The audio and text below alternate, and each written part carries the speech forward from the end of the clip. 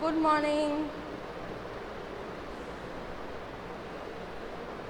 Am I audible and visible to both of you? Am I audible and visible to all of you?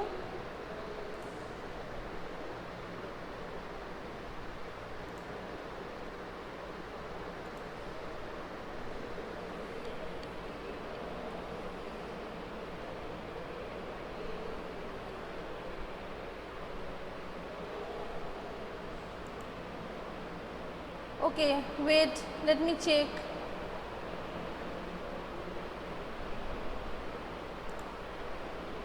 Let me check.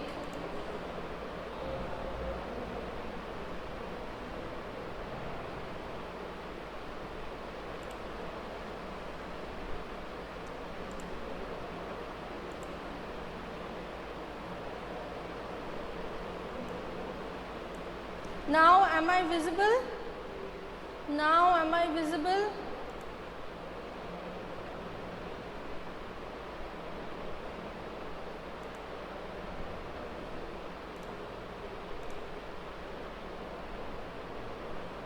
Yes. Good. So let me take your attendance first.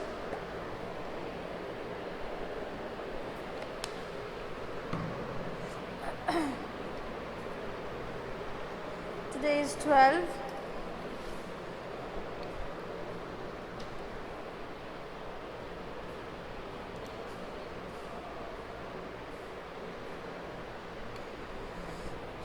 Jennifer,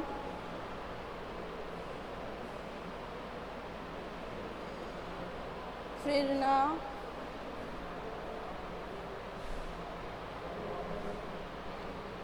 Sanjeevani,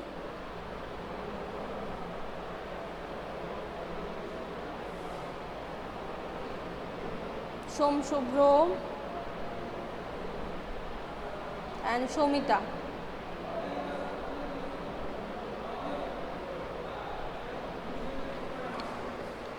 Okay.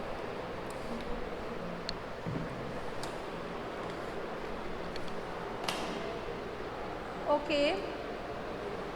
So today let us continue whichever we were discussing last day. As far as I remember, that we have discussed about the drains, right?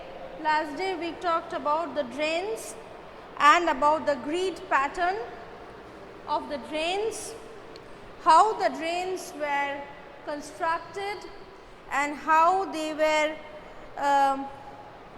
protected, how the sanitation system was taken into care in Harappan civilization, and how the municipal planning, the town planning which was there. So last day we have done that, and in comparison with the last year's work, I should remind you that if you remember about the Harappan civilization comparison, the Mesopotamian civilization, when we talked about the construction of Ur and Uruk, right? That time I have discussed that their streets were very narrow. They had they used to throw the garbage on the streets, right? And they used to open the windows on the back side of the road. They had many superstitious ideas and many superstitious formulas which actually affected their town planning. And here, so we are getting the point that this Harappan civilization, is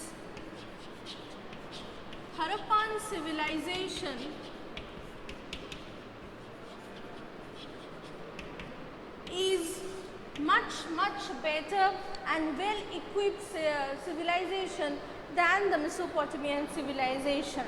Okay? And today we will study the domestic architecture of the particular civilization or culture. Okay? Now, domestic architecture means how the buildings, how the residential buildings were built in the civilization. And to study the residential buildings, we, the historians and archaeologists, are dependent on the ruins, on the archaeological sources of Mohenjo-daro. As I said that the Mohenjo-daro town or the Mohenjo-daro site was bigger than any Harappan town. Okay?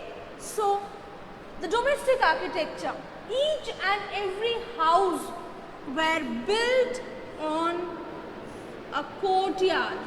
That means a courtyard was there in the middle, right? On the three sides of the courtyard there were rooms.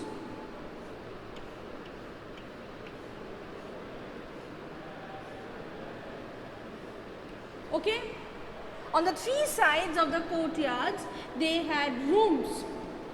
The courtyard was open and maximum type of work like cooking, weaving, talking, chatting, grinding the spices, everything was done in the courtyard. Okay? Every room had an opening towards the courtyard.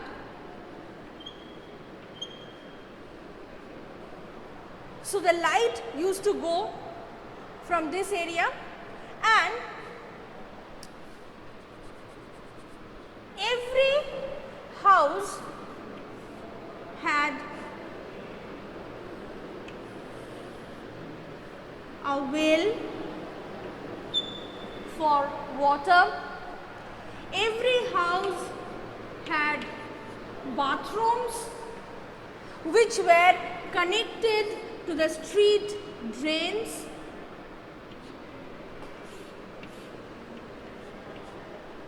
These are the drains. The bathrooms were connected. Some of the houses they were two-storied or more than that. So, in that case they used staircases. Sometimes they used staircases to go to the roof also. Okay? And not only that, the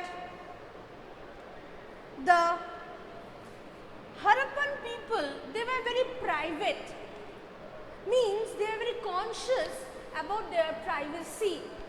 That is why they didn't have any windows in the ground floor.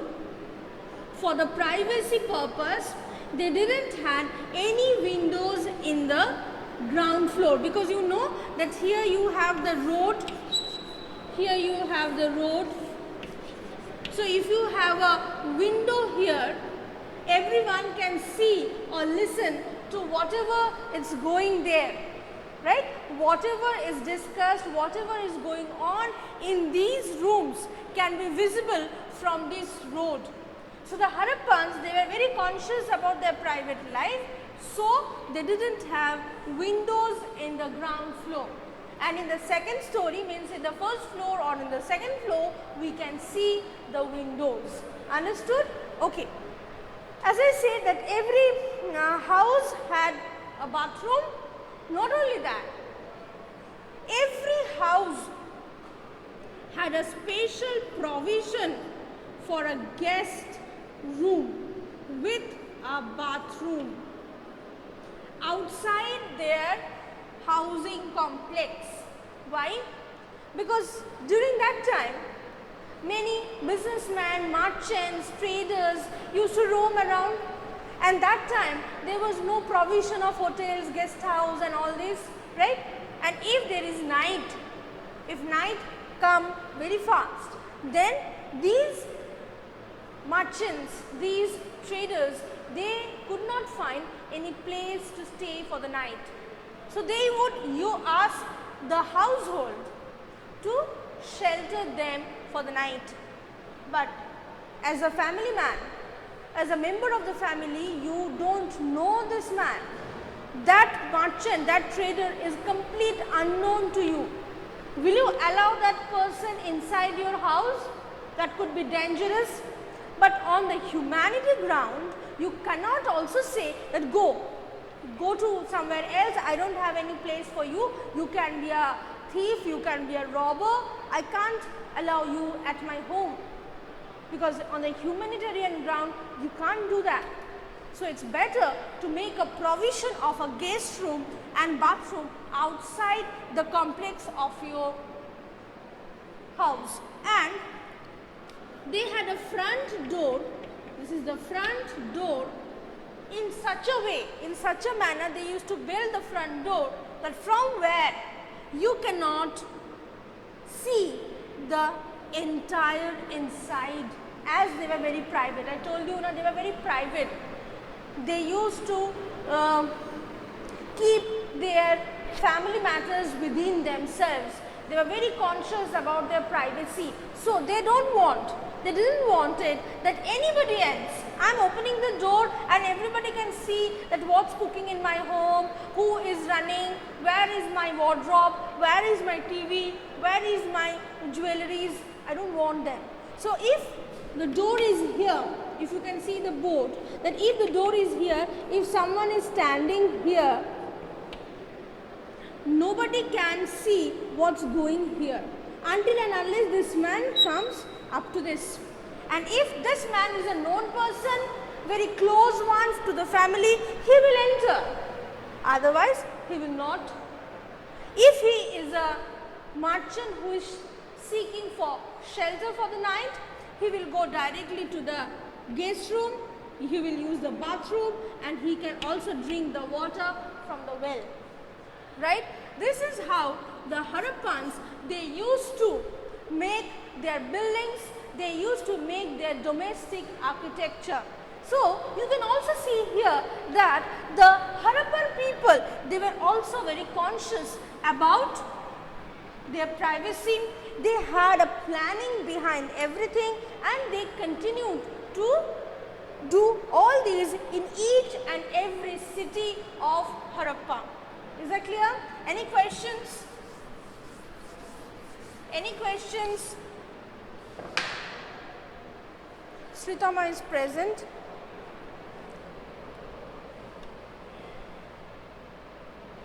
Okay, no. So I'll move to the next part. Till now we were discussing about the smaller town, the lower town. Now I'll discuss about the citadel. As I told earlier, that the citadel is a place which is smaller but higher, which means that they had houses and buildings of the high profile people of the society. They had maybe temples, they had public structures. How do we understand that? From the citadel of Mohenjo-daro, we can confirm this, because in Mohenjo-daro we have got huge structures which were used for public. Like one is a warehouse or a granary. It's a huge place, right? As it was found in the ruined part, it was like this. It had places like this, and this granary is told to keep the surplus grains.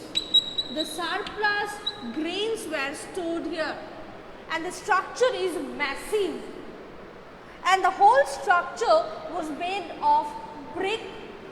And in these places where I have made the circle, here, here and all these, there maybe wooden pillars were there, and these wooden pillars, they were built up straight to hold the roof, and maybe the roof was made of wood, because it's obvious that a cement or a stone or a brick roof cannot get a total support from the wooden pillars. So it's obvious that the wooden pillars would have given support to a wooden roof, right? Now, as this granary or this warehouse have been found, it is understood that there was a point of, there was a, what I can say, that there was definitely one kind of municipal corporation or an authority was present who used to control all these. Who used to control the surplus grain? Who used to control everything? And this massive structure was built.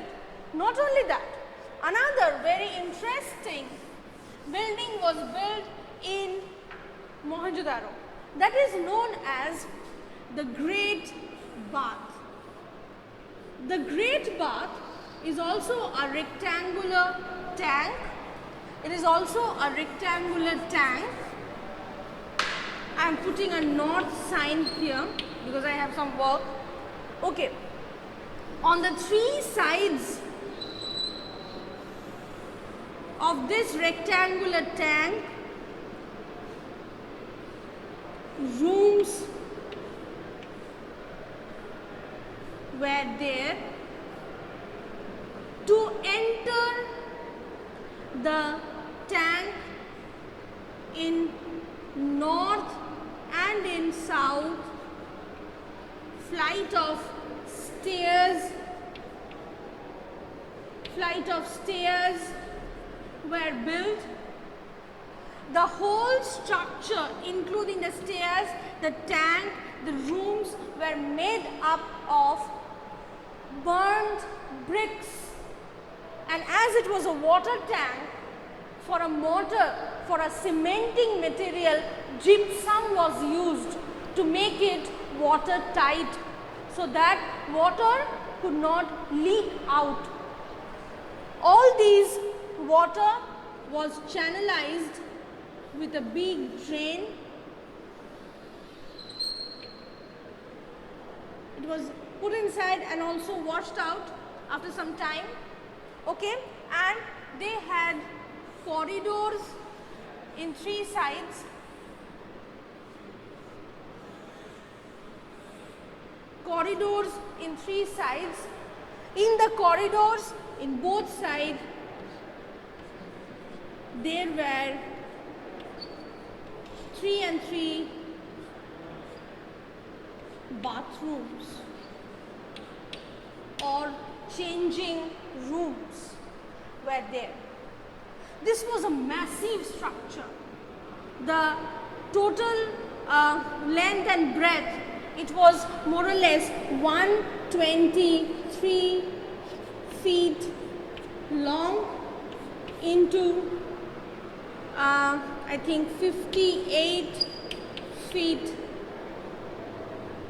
breadth and 8 feet deep. So it was huge.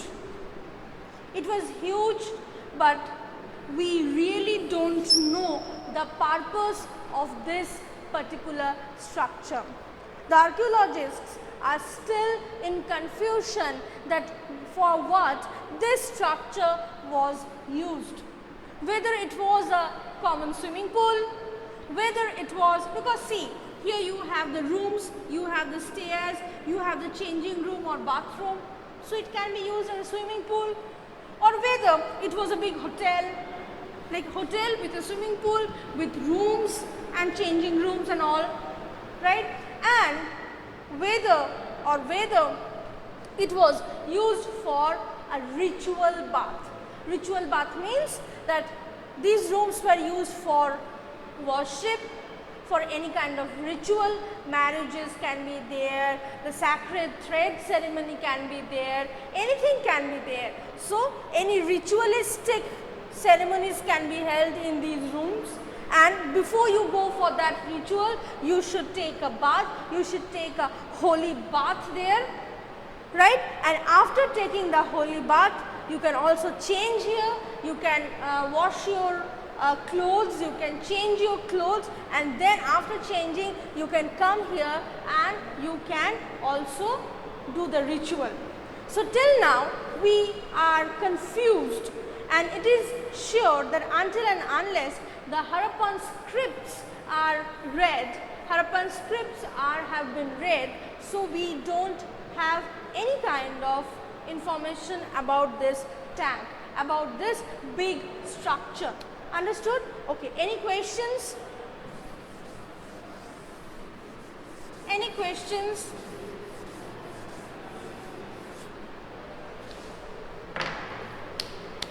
Okay, so just a little bit information which is not there in your book, but it will help you definitely.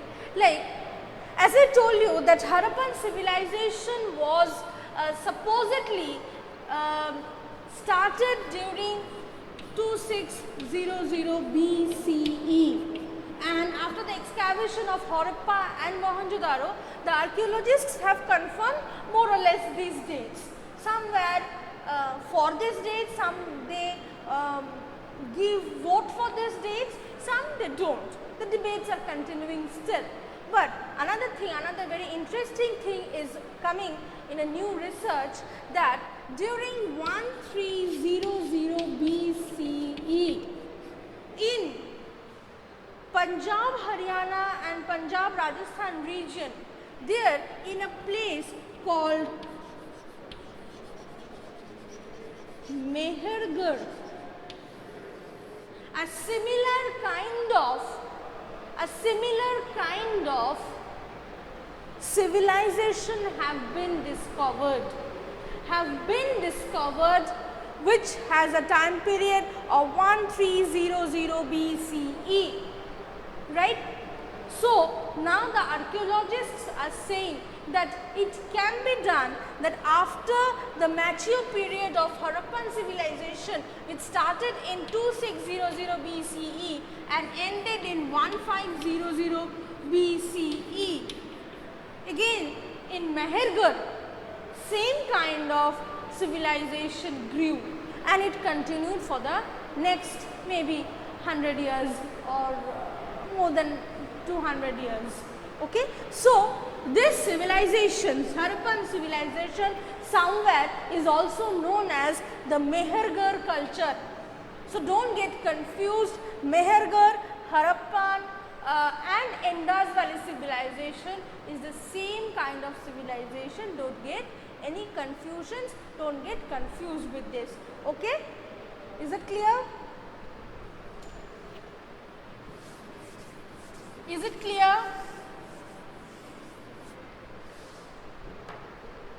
Yes. So fine. So I'll end my class here, and next day we will see about the social differences of Harappan civilization. Okay. So goodbye to all of you.